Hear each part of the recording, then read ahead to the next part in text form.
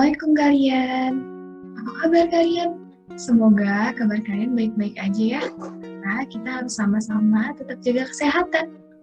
Oh iya, sebelum kita mulai pembelajaran hari ini, baiknya kita berdoa terlebih dahulu yuk.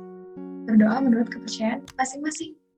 Sebelum kita mulai pembelajaran hari ini, Ibu mau bertanya dulu nih. Siapa dari kalian yang dari kecil atau bahkan sampai sekarang masih suka banget nih main ayunan? Masih seru banget kan? Nah, kalau misalnya kalian perhatiin nih, gimana sih gerakannya ayunan? Iya, betul banget. Gerakan ayunan naik, turun. Kira-kira ada gaya apa sih yang bekerja di ayunan itu sehingga menyebabkan ayunannya bisa bergerak ke naik turun, dari naik balik lagi ke turun. Kira-kira apa ya? Terus, gue juga mau nanya nih, kira-kira gerakan dari ayunan ini termasuk gerakan apa ya? Oh iya, kan gerakan ayunan tuh ada yang mirip nih. Kayak apa ya? Kayak bandul. Gerakan bandul sama dengan kayak ayunan nih. Nah, karena bandul sama ayunan gerakannya sama, kira-kira dua contoh ini tuh termasuk dari gerakan apa sih? Nah, sebelum kita jawab pertanyaannya dan kita masuk ke materi, Ibu akan menjelaskan kompetensi dasar dan tujuan pembelajaran untuk hari ini. Materi yang akan Ibu jelaskan hari ini itu adalah getaran harmonik sederhana pada bandul.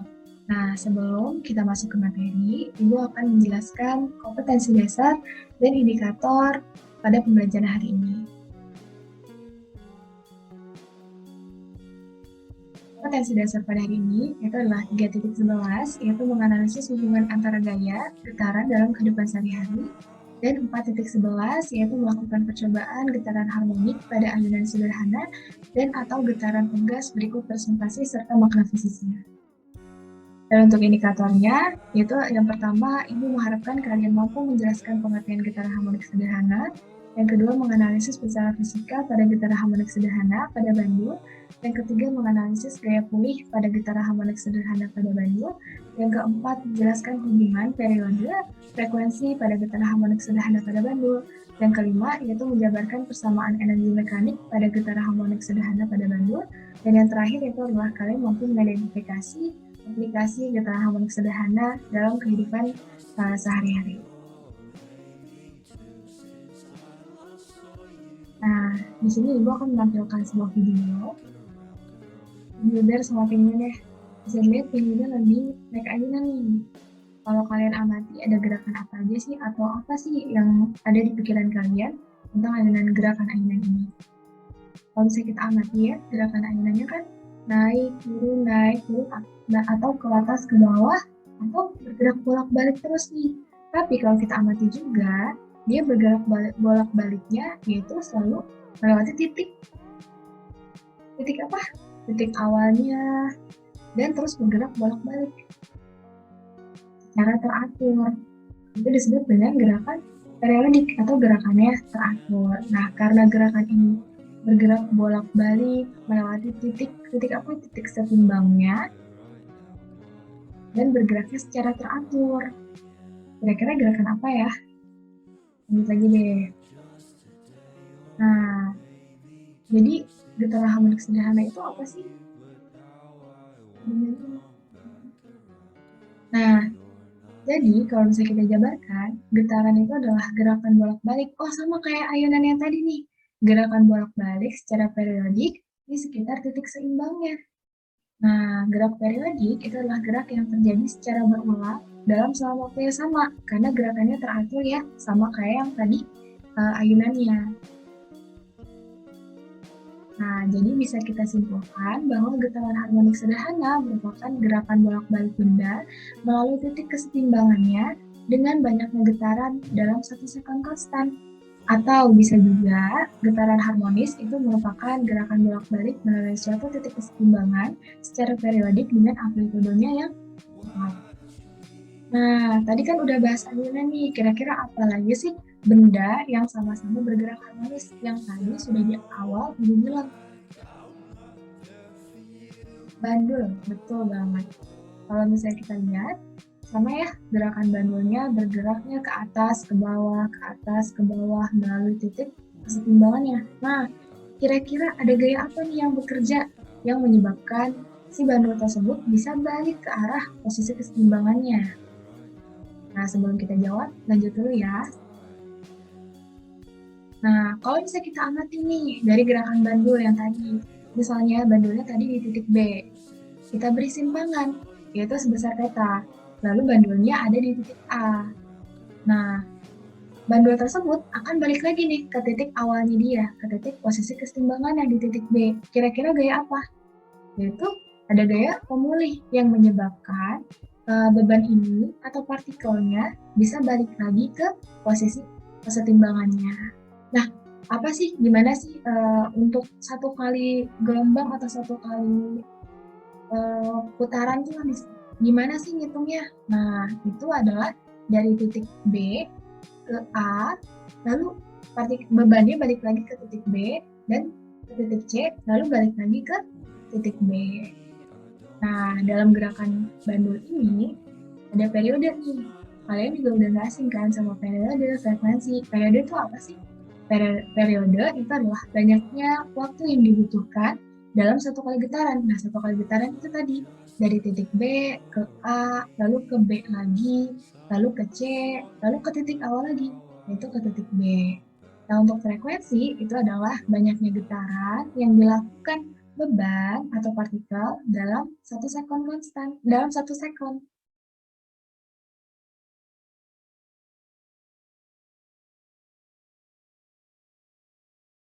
Nah, sekarang kita akan mengamati persamaan gerakan rumus sederhana. Kalau misalnya kita lihat gerakan bandul kan ke atas, ke bawah, ke atas, ke bawah. Kalau misalnya kita satukan getarannya nih, ternyata gerak harmonis sederhana itu bisa kita proyeksikan ke dalam lingkaran nih. Misalnya, di sini kan ada titik P ini ya, di koordinat X. Nah, si partikel ini atau bebannya ada di titik P. Lalu kita beri simpangan nih, sejauh theta, lalu partikelnya atau bebannya berada di titik Q. Nah, kalau misalnya kita gambarkan secara gelombangnya, di sini sama dari titik P, lalu kita simpangkan, itu sebesar theta ke titik Q. Berarti di sini ada apa? Amplitudonya. Nah, kalau misalnya kita gambarkan lagi, di sini, maka akan berbentuk segitiga ya. Di sini kita akan pisahkan segitiganya nih, biar kita bisa dapat persamaan dari gerakan sederhana ada apa aja sih. Di sini udah ada ya, simpangan, kecepatan, sama percepatannya. Tapi gimana sih cara dapetinnya? Nah, yang pertama, simpangan. Kita uraikan dulu nih dari segitiganya. Sin, theta. Pasti udah belajar kan di matematika, sin theta itu apa? Demi, depan per miring. Depannya apa nih? Y, R-nya, miringnya itu R. Kita masukkan sin theta-nya sama dengan Y per R. Lalu kita ubah jadi Y sama dengan R sin theta. Karena Y ini, karena dia menyimpangnya sesumbu Y ya, di sumbu Y. Nah, besarnya jari-jari merupakan amplitudo dalam getaran harmonik tersebut, dan besarnya theta adalah omega T dalam gerak melingkar. Nah, karena ini gerak melingkar, maka tetanya kita ubah menjadi omega T. Lalu kita ubah persamaan yang tadinya R, kita ubah jadi A, amplitudo, dan tetanya kita ubah menjadi omega T. Sehingga kita mendapatkan Y sama dengan A sin omega T. Lalu, karena dalam gerak melingkar besar omega itu adalah sama dengan 2V per T, maka persamaannya kita ubah lagi omeganya menjadi Y sama dengan A sin 2V T waktu per T periode. Nah, untuk kecepatan. Nah, kecepatan itu merupakan turunan pertama dari posisi ya, atau dari simpangan sama. Nah, sehingga kita turunkan terhadap waktu,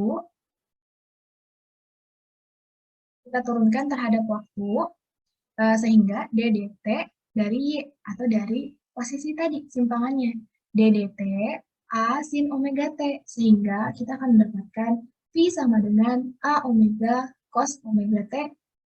Nah, ketika misalnya partikelnya sudah membentuk theta awal pada saat T-nya sama dengan 0, maka tinggal kita tambahkan theta 0. Nah, di sini kok bernilai maksimum kok tinggal bersisa A omega ya? Kenapa? Nah, karena kalau misalnya kita amati dari gelombangnya, ketika bernilai maksimum, ketika di puncaknya nih, cos tetanya itu bernilai 1, sehingga kecepatan maksimumnya hanya bersisa A omega saja, karena cos omega T-nya itu bernilai 1.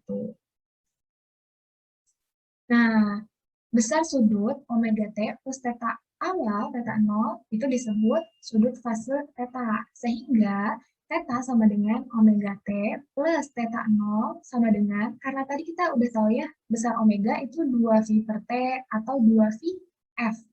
Sehingga kita masukkan omeganya menjadi 2V T waktu per T periode ditambah theta 0. Sehingga akan didapatkan juga, kalau misalnya kita ubahnya dalam frekuensi, menjadi theta sama dengan 2V frekuensi T ditambah theta 0.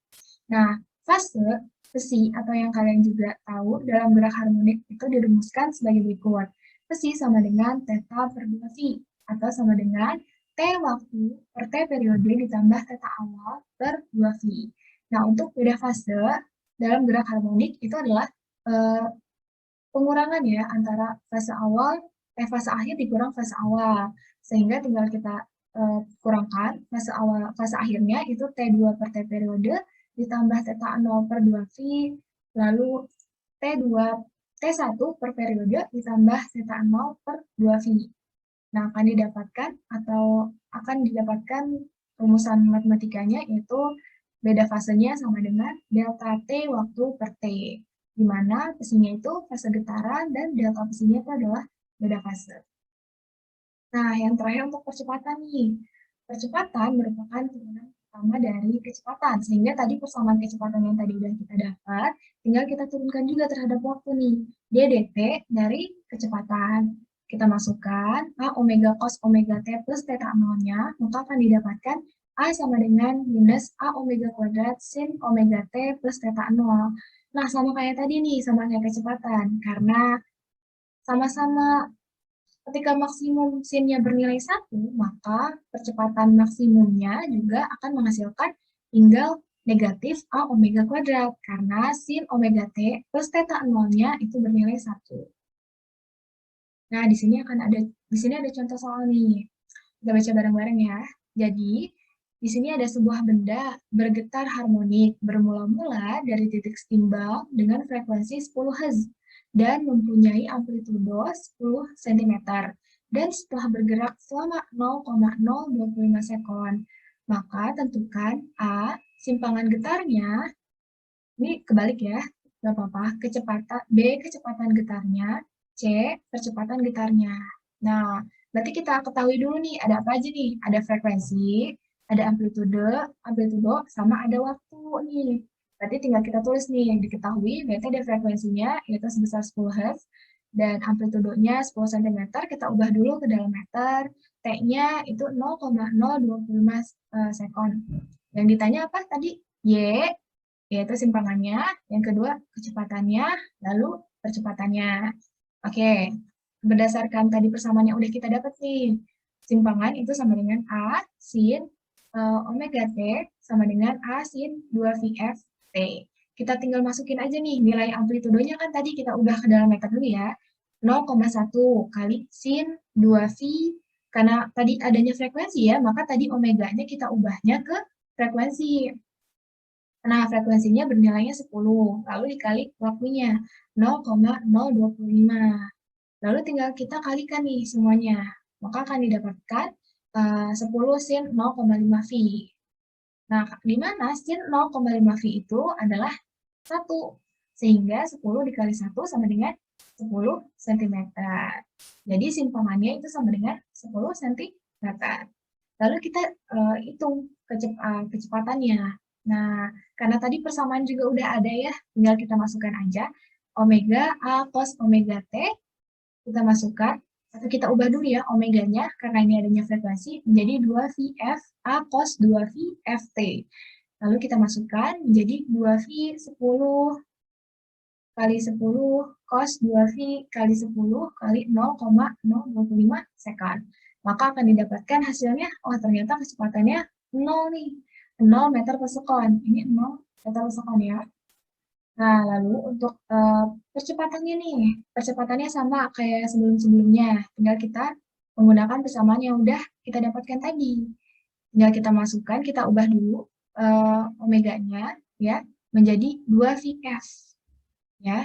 Dan begitu prosesnya sama kayak yang tadi, tinggal kita masukkan aja, lalu akan didapatkan percepatannya itu sama dengan negatif 4V4 kali 10 pangkat 10 pangkat 2 meter per sekon kuadrat. Ini 10 pangkat 2 ya, meter per sekon kuadrat.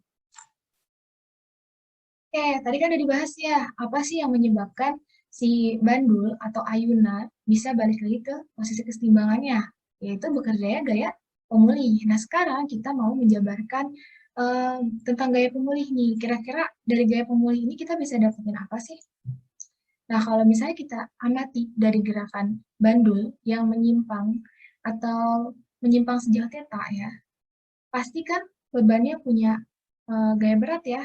Nah, karena gaya beratnya kita uraikan nih, karena tidak lurus ya ke bawah, maka di sini kita uraikan yang ke sini yaitu Mg sin theta, yang ke sini itu adalah Mg cos theta. Nah, terus karena tadi nggak bekerja gaya pemulih ya, arahnya ke kiri, yang menyebabkan dia kembali ke posisi keseimbangannya, lalu kita buat persamaannya. Fp atau gaya pemulih itu ditambah karena arahnya sama-sama ke kiri nih. Kita tambahkan Mg sin theta sama dengan 0. Nah, kita pindahkan Fp-nya ke sebelah kiri, yang Mg sin theta-nya ke sebelah kanan. Jadi Mg sin theta-nya jadi minus ya. Yang awalnya sama dengan 0. Lalu kita gunakan persamaan 2 Newton, yaitu sigma F sama dengan M kali A. Nah, karena gaya yang bekerjanya itu adalah gaya pemulih, yaitu min Mg sin theta, lalu kita masukkan ke dalam persamaan. Min Mg sin theta sama dengan M dikali A. Lalu min Mg, nah karena sin theta berdasarkan segitiga ini bisa kita masukkan ya, sin theta-nya apa tadi? Demi, depan per miring. Depannya S, miringnya L ya, bukan T. Miringnya L. Jadi sin theta-nya itu adalah S per L, sama dengan M dikali A. Lalu kita ubah jadi A sama dengan min S per L kali G. Nah, karena ini bergerak melingkar, bisa kita ubah nih percepatannya menjadi negatif omega kuadrat Y kalau misalnya dia di sumbu Y, atau bisa juga negatif omega kuadrat X kalau misalnya bebannya di sumbu X. Nah, karena tadi juga kita udah tahu besarnya omega itu adalah 2VF, atau bisa juga 2V periode per periode. Nah, lalu kita masukkan nih, karena A-nya ya, A-nya kita ubah jadi min omega kuadrat X sama dengan min SL S per L kali G. Nah, besar omega ini kita ubah juga menjadi 2V per T. 2V per T kuadrat dikali X sama dengan min XL per G. Nah, jadi 4V kuadrat per T kuadrat sama dengan G per L. Oh, di sini ada T nih, ada periode ternyata.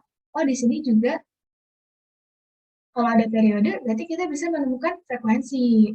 Berarti kalau kita buat periode sama dengan, yaitu T sama dengan 2V akar L per G, dan frekuensinya itu sama dengan 1 per 2V akar G per L.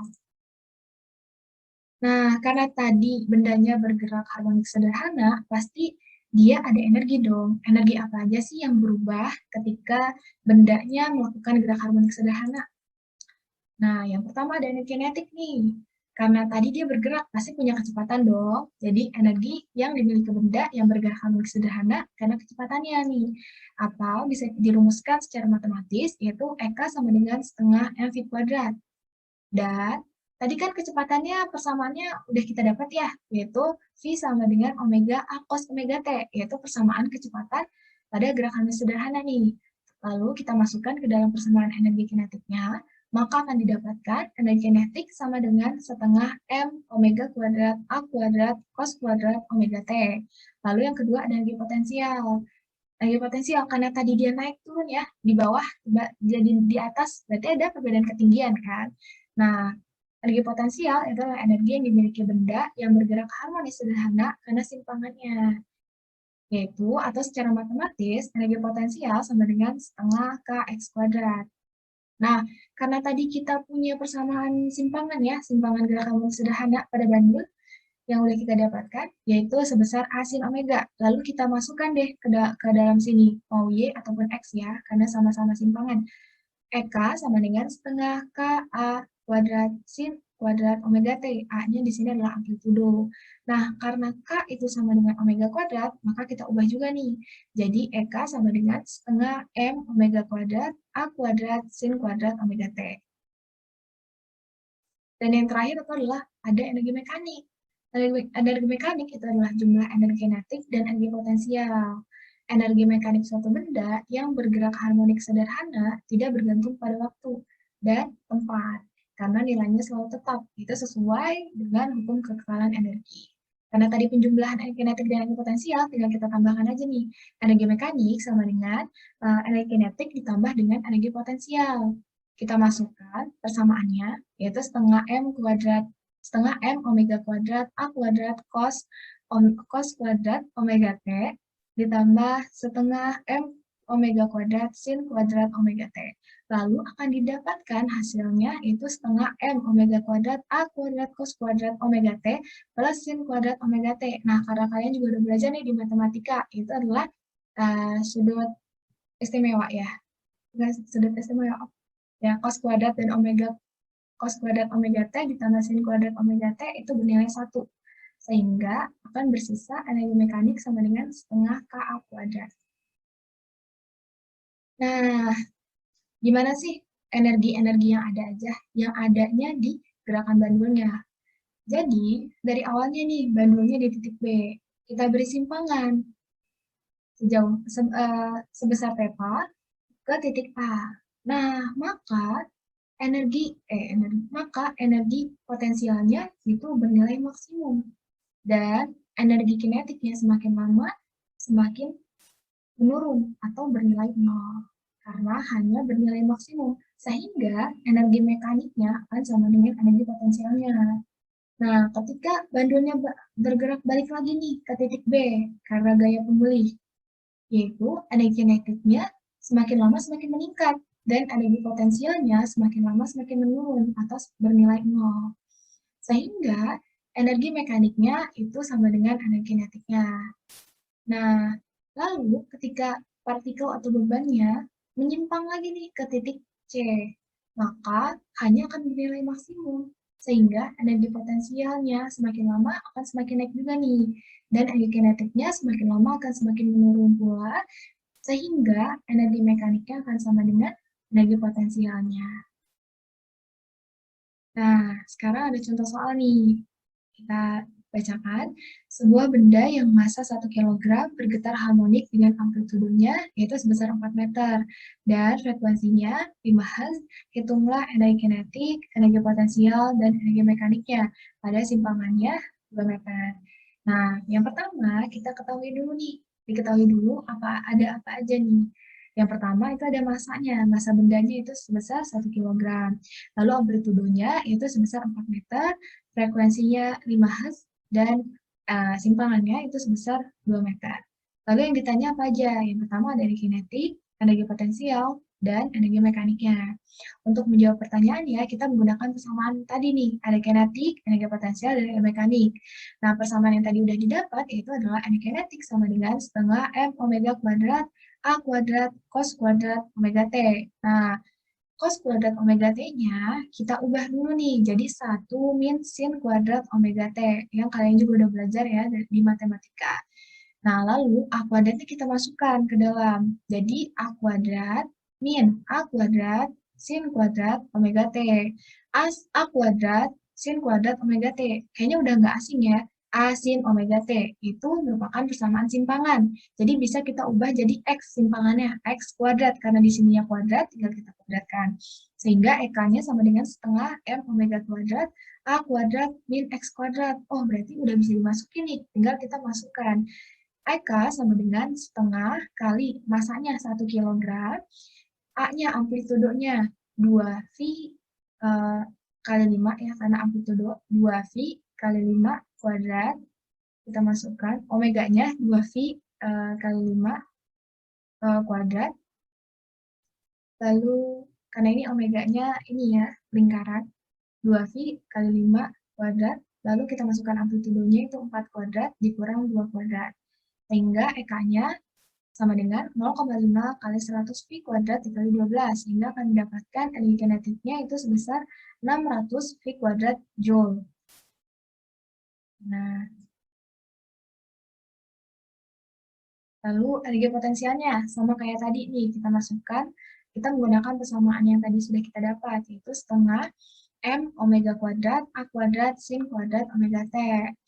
Bisa kita ubah juga nih, A sin omega T, kita ubah jadi simpangan. Karena ini simpangannya di sumbu X, maka kita ubah ke X. Setengah M omega kuadrat X kuadrat, simpangan ya, persamaan simpangan tadi A sin omega T. Sehingga energi potensialnya sama dengan setengah kali masanya 1 tadi ya, omeganya 2V kali 5 kuadrat dikali 2 kuadrat energi potensialnya, sehingga akan didapatkan sama dengan 200 V kuadrat. Nah, selanjutnya kita akan menghitung energi mekaniknya, yaitu setengah KA kuadrat. Setengah KA kuadrat itu sama dengan setengah M omega kuadrat A kuadrat.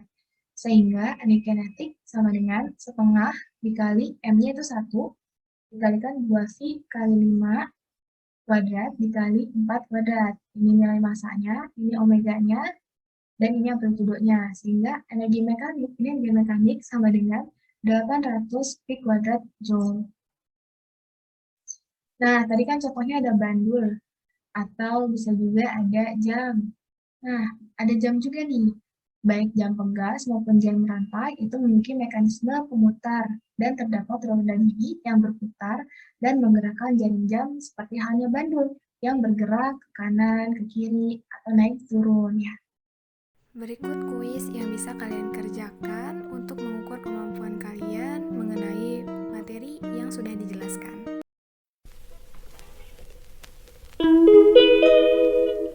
Sekarang kita akan mencoba percobaan secara virtual ya, pada PET. Nah, sekarang kita coba untuk menyimpangkan, yaitu sebesar 30.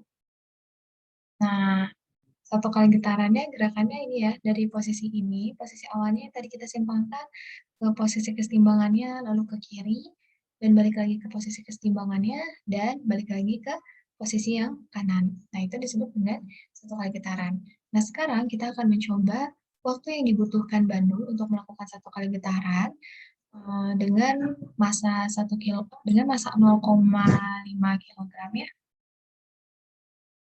dan panjang talinya yaitu 0,7 meter.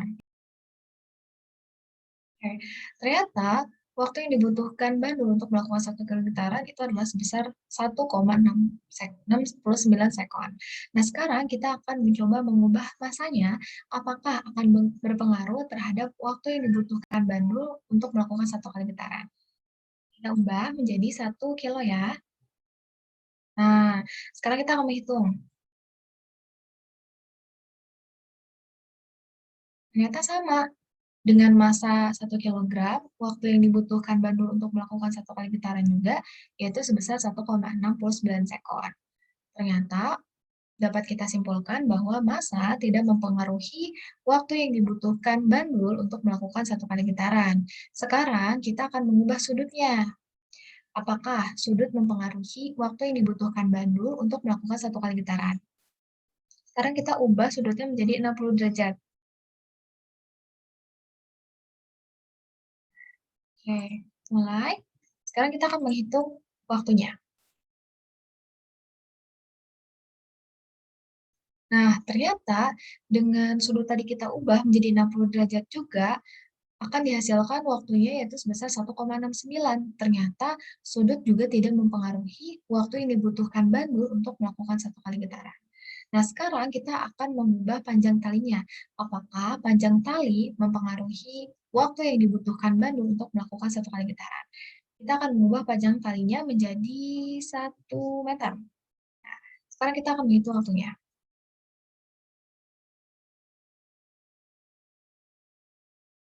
Nah, ternyata waktu yang dihasilkan bandul untuk melakukan satu kali getaran dengan panjang talinya sebesar 1 meter yang lebih panjang dibanding yang awal, yaitu membutuhkan waktu yang lebih lama, yaitu sebesar 2,24 sekon.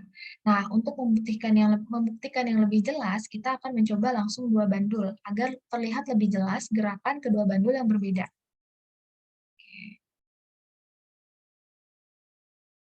Nah, di sini bandul yang pertama panjang talinya yaitu sebesar 0,5 dengan masanya sama ya, sama-sama 0, coba lihat gerakannya dahulu. Kita simpangkan yaitu 30 derajat.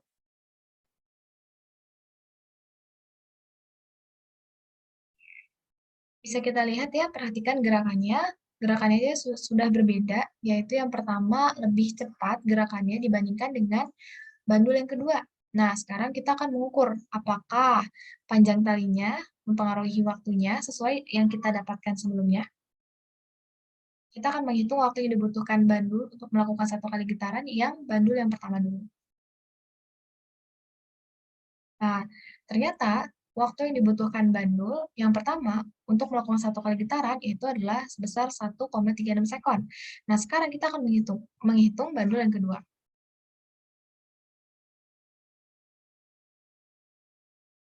Nah, ternyata bandul yang kedua yaitu menghasilkan waktu sebesar 2,4 sekon, ternyata lebih lama. Nah, dapat kita simpulkan bahwa panjang tali mempengaruhi waktu yang dibutuhkan bandul untuk melakukan satu kali getaran. Nah, waktu yang dibutuhkan bandul untuk melakukan satu kali getaran itu disebut dengan periode yang sudah dibahas pada sebelumnya. Jadi, panjang tali mempengaruhi periode bandul. Nah, untuk bandul yang pertama dengan panjang tali 0,5 meter atau panjang tali yang lebih pendek menghasilkan periode yang lebih besar. Dan panjang tali yang nomor 2 dengan panjang tali yang lebih panjang dibanding yang pertama itu menghasilkan periode yang lebih kecil. Kebalik nih, kebalik. Yang pertama hasilkan periode yang dapat kita simpulkan, panjang tali yang pertama, yaitu dengan panjang tali 0,5 meter atau panjang tali yang lebih pendek dibandingkan bandul yang kedua, itu menghasilkan periode lebih kecil dibandingkan dengan bandul yang kedua. Dan bandul yang kedua dengan panjang tali yang lebih panjang menghasilkan periode yang lebih besar karena memiliki panjang tali yang lebih panjang. Dan untuk hubungannya dengan frekuensi, untuk bandul yang pertama dengan panjang tali yang lebih pendek, yaitu menghasilkan frekuensi yang lebih besar. Dan untuk bandul yang kedua, menghasilkan frekuensi yang lebih kecil.